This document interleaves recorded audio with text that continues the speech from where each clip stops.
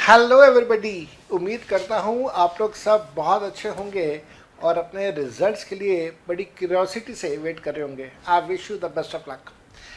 दोस्तों, आप में से कई स्टूडेंट्स ने मेरे से रिक्वेस्ट किया और ख़ास तौर पे जो कंपनी सेक्रेटरी वाले स्टूडेंट्स हैं, आप लोगों ने रिक्वेस्ट किया अबाउट जीएसटी कंपनसेशन एक्ट। तो जीएसटी कंपनसेशन एक्ट के क्या हाइलाइट्स हैं, क्या फीचर्स हैं, वो मैं आपके साथ डिस्कस करूंगा आज इस वीडियो में। लेकिन उससे पहले एक छोटा सा अनाउंसमेंट है अन अकेडमी के बिहाफ पे that we people at Unacademy are seriously thinking about the price hike and this price hike is coming very very soon. बहुत जल्दी प्राइस हाइक होने वाला है और इवन दो मेरे पास कोई फॉर्मल अनाउंसमेंट इस चीज़ के लिए नहीं है, मैं अपनी तरह से बता रहा हूँ that the price hike will be somewhere between the range of 15 to 20%। दो दिस इज़ नॉट फाइनल, मैं अपनी तरह से बात बोल रहा हूँ, मेरे को ऐसा लगता है क्योंकि पास्ट में भी ऐसा हुआ है। तो आप अपना वो 15 से 20% का जो अमाउंट है आप उसको बचा सकते हैं। आप अभी तुरंत इमीडिएट बेसिस के ऊपर सब्सक्रिप्शन लीजिए और सब्सक्रिप्शन लेते हुए मेरा कोड CA जोहर ध्यान रखिएगा, आपको इमीडिएट बेसिस पर 10% का डिस्काउंट मिलता है जब आप मेरा कोड CA जोहर यूज़ करते हैं। And this price hike is coming very very soon, somewhere around near about your result the price is going to be happen. Price hike होने वाला है, तो आप इस प्राइस हाइक से पहले आप अपना सब्सक्रिप्शन ज़रूर लीजिएगा। This price hike will be for the students who are pursuing CA intermediate. तो फाउंडेशन के लिए अभी कोई मेरे पास न्यूज़ नहीं है, लेकिन the intermediate students you are going to face a price hike. So please hurry up and take your subscriptions at the earliest. जितना जल्दी हो सकता है आप अपना सब्सक्रिप्शन लीजिए। और अब मैं आपके साथ यहाँ पे शेयर कर रहा हूँ टॉपिक जीएसटी कंपनसेशन एक्ट का। जीएसटी कंपनसेशन एक्ट बहुत सारी स्टेट्स को रेवेन्यू प्रोटेक्शन देने के लिए बनाया गया। ये एक्ट 5 साल के लिए बना, 2017 में 5 साल शुरू हुए, तो मेरे को लगता है कि नेक्स्ट ईयर 2022 में जब ये 5 साल पूरे हो जाएंगे तो जीएसटी कंपनसेशन एक्ट शायद अबॉलिश कर दिया जाएगा। तो जीएसटी कंपनसेशन एक्ट क्या है, किस प्रकार से कंपनसेशन दिया जाएगा, क्या आज से किसी को कंपनसेशन दिया गया नहीं दिया गया, इन सब चीज़ों के लिए आइए हम लोग इस वीडियो को फॉलो करते हैं। And here is a video for you. Happy learning to all of you. अब एक बहुत बहुत ज़रूरी कंसेप्ट, बड़ा इंपॉर्टेंट कंसेप्ट, हालांकि इसका एक डिटेल डिस्कशन मैं बाद में भी आपके साथ करूंगा, लेकिन अभी क्योंकि हम लोग ये टॉपिक कर रहे हैं तो अब इसका ब्रीफ डिस्कशन बहुत ज़्यादा ज़रूरी है। और मार्क कर देना, is very very important topic, very very important topic. और टॉपिक का नाम है जीएसटी। जीएसटी ब्रैकेट में लिखिएगा, compensation to states, compensation to states act 2017। GST compensation to the states act 2017। Points में लिखिएगा, point number one, many states feared, that is बहुत सारी स्टेट्स को डर लगा, many states feared that introducing GST may result in loss of revenue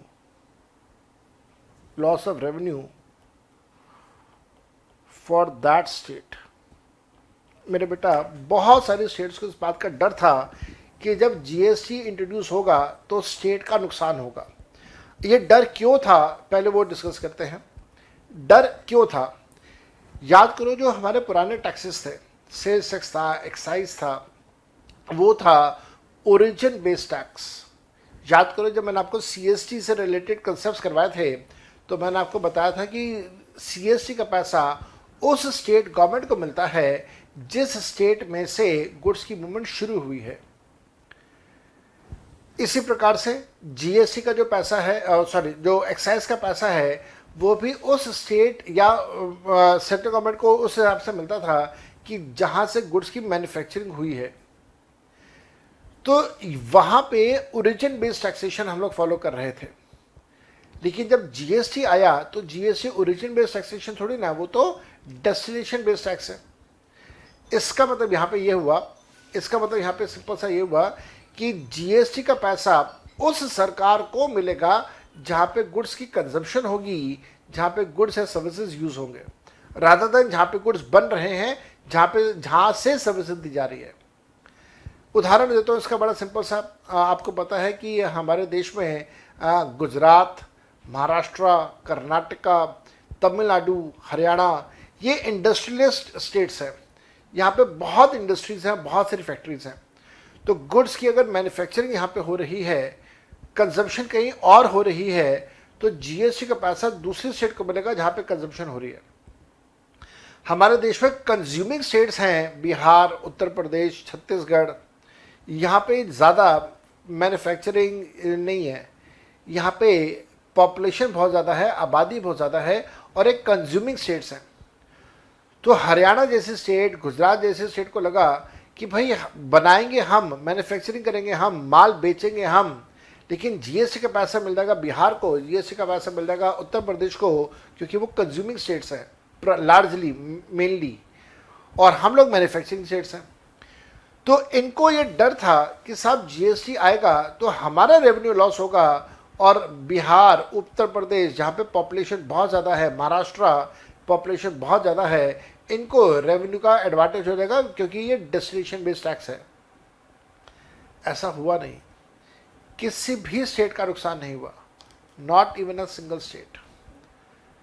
GST introduce होने से सबका फायदा ही हुआ, लेकिन कानून बना हुआ है, कानून बना हुआ है कि अगर लॉस होता तो उस लॉस की भरपाई भी करती सेंट्रल गवर्नमेंट। ये भरपाई कैसे होती, उससे रिलेटेड कानून बना, GST compensation to the state act 2017। मैंने आपको पहला पॉइंट यहाँ पे लिखवाया, दूसरा पॉइंट मेरे साथ साथ में कंटिन्यू कीजिएगा, दूसरा पॉइंट मेरे साथ साथ में कंटिन्यू करेंगे आप।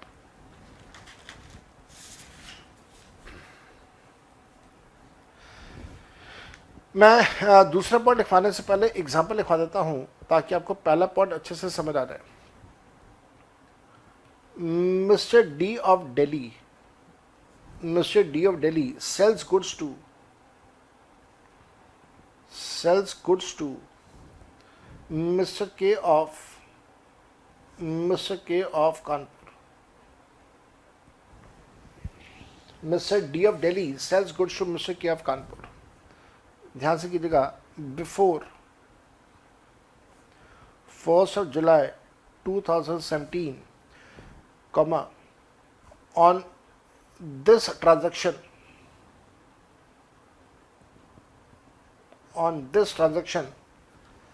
central sales tax would have been imposed,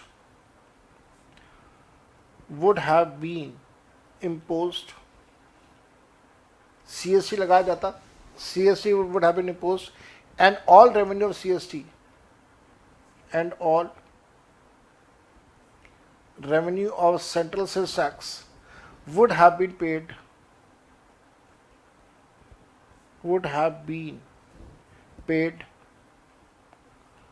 to Delhi government।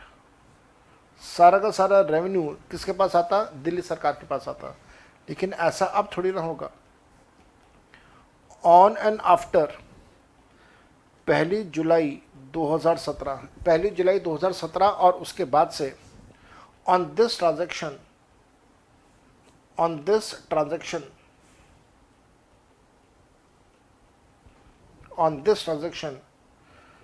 IGST will be imposed, and only some part of IGST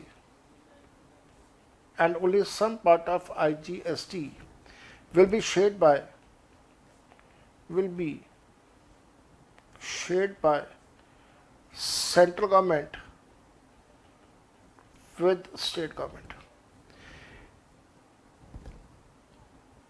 and it will be shared by central government with UP government and not Delhi government since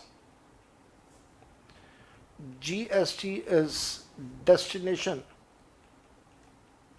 since GST is destination based tax. तो आपको ये बात समझ आ गई कि डर क्या है। डर वाला पॉइंट एक बार आपको समझ आ गया, अब उस डर का इलाज क्या है। To safeguard this fear, इस डर से बचने के लिए, to safeguard this fear, it was decided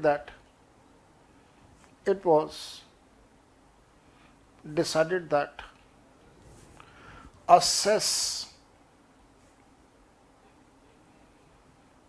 assess called as compensation cess will be imposed. A cess called as compensation cess will be imposed, and its revenue will be used,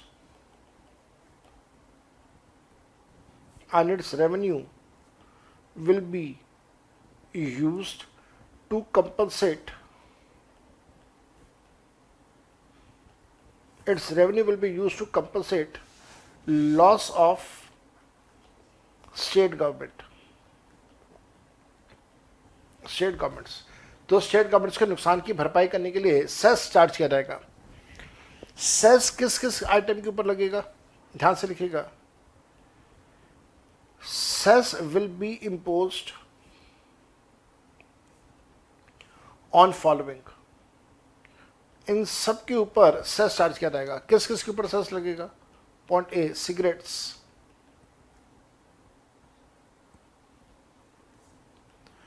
point B, cigars,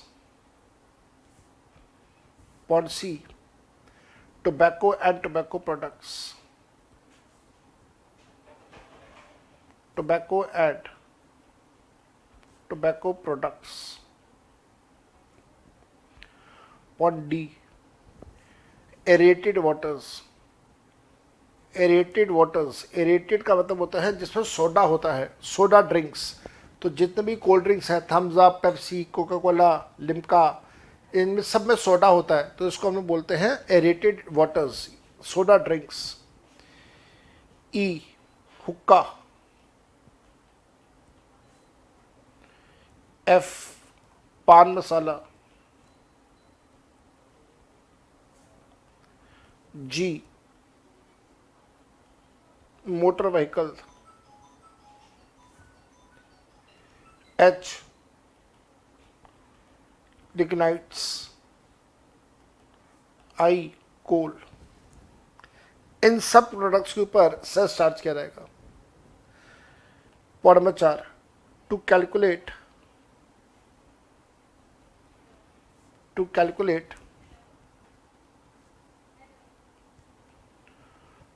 loss of state, to calculate the loss of state on introduction of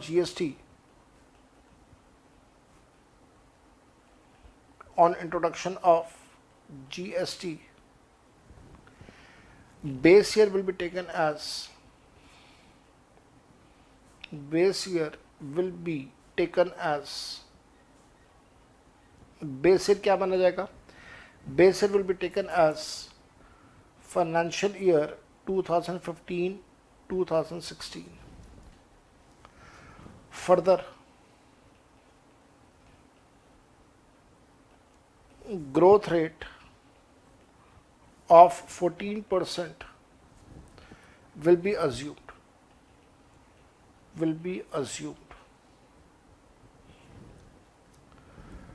Further, revenue proposed to be compensated,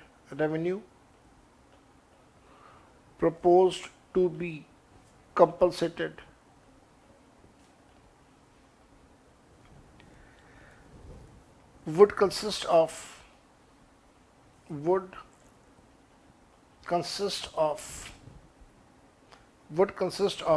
revenue of all taxes that have been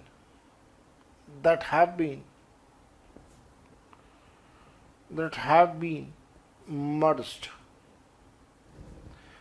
into GST, and it will be audited by CAG। मैं आपको ये वाली सारी बात समझा देता हूँ,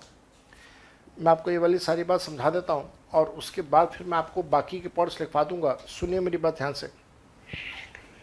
देखो, पहले तो ये समझो कि सेस का मतलब क्या होता है। जब हमने यहाँ पे लिखा कि बहुत सारी स्टेट्स को लगा कि नुकसान होगा तो उसको कंपनसेट करते हुए एक सेस लगाया गया। तो सेस वर्ड का मतलब क्या होता है? सेस एक स्पेशल तरह का टैक्स होता है जो कि गवर्नमेंट इकट्ठा करती है, इकट्ठा करती है, और उसका पैसा, सेस का पैसा सिर्फ उसी काम के लिए इस्तेमाल होता है जिस काम के लिए उसको चार्ज किया गया है। उसके अलावा ये पैसा किसी और काम के लिए इस्तेमाल नहीं हो सकता। जैसे जीएसटी का पैसा तो किसी भी काम के लिए इस्तेमाल हो सकता है। जैसे पिछले 1.5-2 सालों से कोरोना की प्रॉब्लम चल रही है, तो कोरोना से लड़ना है, फ्री वैक्सीनेशन देना है पूरे इंडिया में, पाकिस्तान को डराने के लिए बम बनाना है, सड़कें बनानी है, ब्रिजेस बनाने हैं, डैम्स बनाने हैं, मेट्रो बनाना है, गवर्नमेंट एम्प्लॉयज़ को सैलरी देनी है, गवर्नमेंट हॉस्पिटल में फ्री इलाज करवाना है लोगों का। तो इन सारे कामों के लिए जीएसटी का पैसा इस्तेमाल हो जाएगा। लेकिन जब एक टैक्स गवर्नमेंट चार्ज करे किसी पर्टिकुलर नाम से, और उस टैक्स का पैसा पर्टिकुलरली उसी काम के लिए इस्तेमाल हो, तो उसे हम लोग बोलते हैं cess. That is what we call कि वो सेस है। अब ये जो सेस है, ये सेस कंपनसेशन सेस के तौर पे चार्ज किया जाएगा। इसका मतलब ये है कि ये जो पैसा इकट्ठा होगा, ये सारा का सारा पैसा गवर्नमेंट किस काम के लिए इस्तेमाल करेगी? सिर्फ स्टेट्स के कंपनसेशन के लिए चार्ज करेगी। अब ये कंपनसेशन के लिए कौन कौन से गुड्स हैं जिनके ऊपर एक कंपनसेशन सेस लगेगा, वो मैंने आपको पॉइंट नंबर 3 में लिखवाया। लेकिन उससे पहले पॉइंट नंबर 2 देखिए क्या था। To safeguard this fear it was decided that, ये डर से बचने के लिए डिसाइड हुआ कि एक सेस जिसका नाम होगा कंपनसेशन सेस लगाया जाएगा, और इसका सारा का सारा रेवेन्यू सिर्फ कंपनसेशंस देने के लिए होगा। अगर किसी स्टेट का नुकसान होता है तो उस नुकसान की भरपाई करने के लिए इस पैसे को यूज़ होगा। ये सेस किस चीज़ के ऊपर लगेगा? ये सेस चार्ज होगा सिगरेट्स के ऊपर, सिगार्स के ऊपर, हुक्का, pan masala, aerated waters, tobacco products, motor vehicles, lignites, coal, इन सब के ऊपर ये वाला सेस का पैसा चार्ज किया जाएगा। सेस का पैसा चार्ज तो हो गया, लेकिन लॉस हुआ या नहीं हुआ ये कैसे पता चलेगा? तो हमारी सरकार ने कहा, सेंट्रल गवर्नमेंट ने कहा, और सबने ये डिसाइड किया, जीएसटी काउंसिल में ये बात हुई और डिसाइड हुआ कि किसी भी स्टेट का नुकसान हो रहा है या नहीं हो रहा, इसको हम लोग कैसे चेक करें। तो यहाँ पे ये कहा गया कि ये कहेंगे, देखा जाएगा कि जो सरकार है उसको 2015-2016 में कितना रेवेन्यू मिला करता था। तो 2015-16 का रेवेन्यू चेक कर लेंगे, उसको मान लेंगे बेस ईयर। चलो मान लो 100 रुपये मिलता था किसी सरकार को एज रेवेन्यू, तो अब उस 100 रुपये के ऊपर हर साल पे 14% की ग्रोथ चेक करी जाएगी। तो 15-16 में 100 रुपये है, तो 100 का 14% जोड़ दिया जाएगा, तो 114 रुपये माना जाएगा 2016-17 में। उसके अगले साल 14% और जोड़ देंगे, तो ये 14% जोड़ने के बाद हो जाएगा 129.96% या रेवेन्यू। इस प्रकार से हर साल 14% जोड़ा जाएगा। अब देखो कितनी बड़ी बात है 14% का ग्रोथ रेट एक्सपेक्ट करना, क्योंकि आज तक हमारे पूरे हिंदुस्तान ने कभी 14% का जीडीपी का ग्रोथ नहीं देखा है। मनमोहन सिंह साहब के टाइम पे भी 14% नहीं हुआ था, 10-11% पे हम लोग गए थे। 14% की ग्रोथ हो और हर स्टेट की 14% की ग्रोथ हो, तो भाई हिंदुस्तान तो अगले 20 सालों में चाइना को पीछे छोड़ देगा। ऐसा तो होता ही नहीं है कहीं पे भी। तो लेकिन फिर भी मोदी सरकार ने कहा नहीं, हम 14% के हिसाब से आपको कंपनसेट करेंगे अगर आपका नुकसान हुआ तो। अब तो 14% का कंसेप्ट आपको समझ आ गया। तो हर साल का 14% जुड़ता रहेगा और आपका अमाउंट कैलकुलेट होता रहेगा। अब मान लीजिए मैं सिर्फ उदाहरण देता हूं कि 2020-2021 में ये 14% जोड़ के 150 रुपए का रेवेन्यू बनता है, और जीएसटी से आपने कमाया 140 रुपए। मान लेते हैं ऐसा, किसी एक पर्टिकुलर स्टेट की बात करें कि 14% की ग्रोथ के हिसाब से होता है 150, लेकिन आपने कमाया 140, तो 10 रुपए का जो शॉर्टफॉल है वो सेंट्रल गवर्नमेंट आपको पे कर देगी कंपनसेशन सेस में से। लेकिन अगर कंपनसेशन अगर आपकी ग्रोथ रेट 14% के हिसाब से रेट आता है 150 का, और आपको जीएसटी से रेवेन्यू मिल रहा है 160 का, तो इसका मतलब कोई रेवेन्यू लॉस नहीं है, और जब रेवेन्यू लॉस नहीं है तो कंपनसेशन का पैसा भी आपको नहीं मिलेगा। तो 14% की बात मैं उम्मीद करता हूं आपको समझ आई होगी। अगर आपको कोई दिक्कत है तो प्लीज मेरे को इन 2 नंबर्स में कांटेक्ट कीजिएगा, I will be more than happy to help you out. साथ साथ में मेरे बेटा ध्यान रखिएगा, जब ये हम लोग 14% की कैलकुलेशन देखेंगे और कितना रेवेन्यू आप कमा रहे हैं, कमा सकते थे, उसकी बात करेंगे, तो हम उन सारे टैक्सेस को मर्ज करके चेक करेंगे जिन टैक्सेस को अबॉलिश कर दिया गया जीएसटी को इंट्रोड्यूस करने के लिए। तो जैसे स्टेट का सेल्स टैक्स है, स्टेट का अपना एक्साइज ड्यूटी है, स्टेट के बाकी के जो टैक्सेस जो अबॉलिश हो गए, उन सारे रेवेन्यूज को जोड़ के हम लोग चेक करेंगे 114% का ग्रोथ रेट या 14% का growth rate.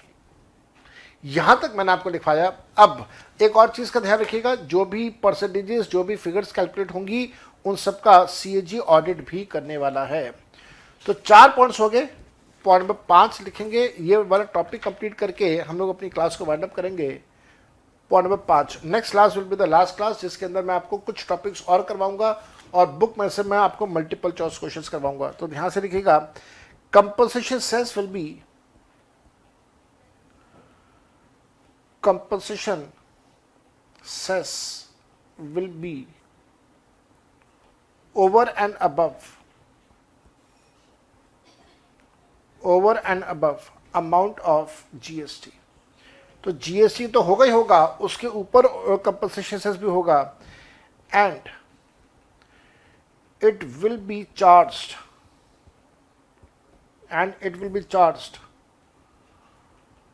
for the period of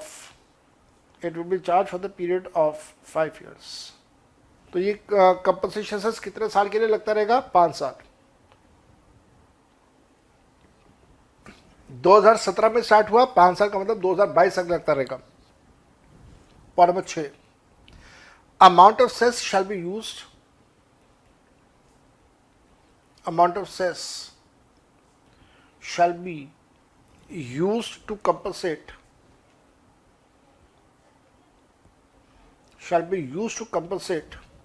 states which demands, और आपको पता है कि डिमांड अभी तक किसी ने नहीं किया, मैंने अभी आपको बताया, state which demands payment of compensation. किसी भी स्टेट का नुकसान हुआ ही नहीं और आज तक किसी ने भी डिमांड नहीं किया। Cess will be imposed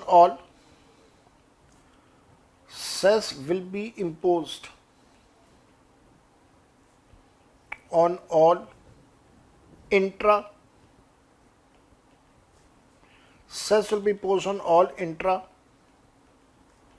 and intra and inter state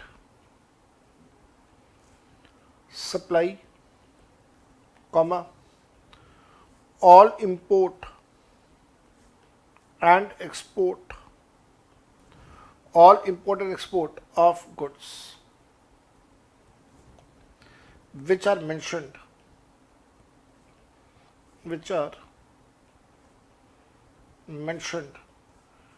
in point 3। जो ऊपर मैंने पॉइंट 3 में आपको गुड्स की लिस्ट दी है, इन सारे गुड्स के ऊपर आपका कंपनसेशन सेस लगता रहेगा, इंट्रा स्टेट हो, इंटर स्टेट हो, इंपोर्ट हो, एक्सपोर्ट हो, हर केस में। Point number 8, cess would not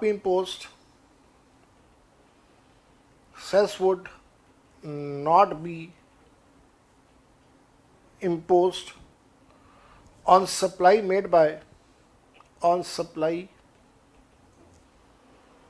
made by a person who follows composition scheme। Composition scheme क्या होती है मैंने आपको बताना है, आने वाले दिनों में एक नया चैप्टर हम लोग करेंगे कॉम्पोजिशन स्कीम का, वहां पे डिटेल में बताऊंगा।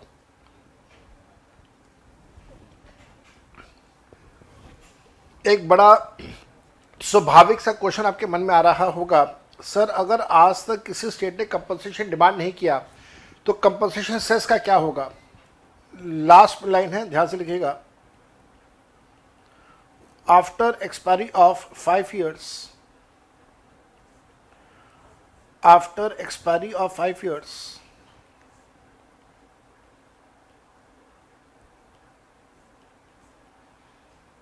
पांच साल जब खत्म हो जाएंगे, 50% of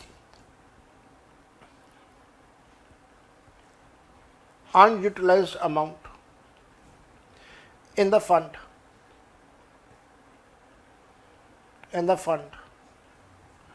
will be transferred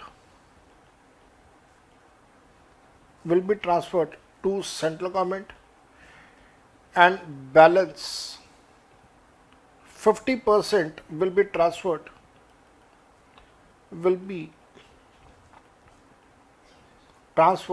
to state governments and union territories on equal basis। लो मेरे बेटा, तो आपके मन की जो बात चल रही थी वो मैंने यहाँ पे दूर कर दी।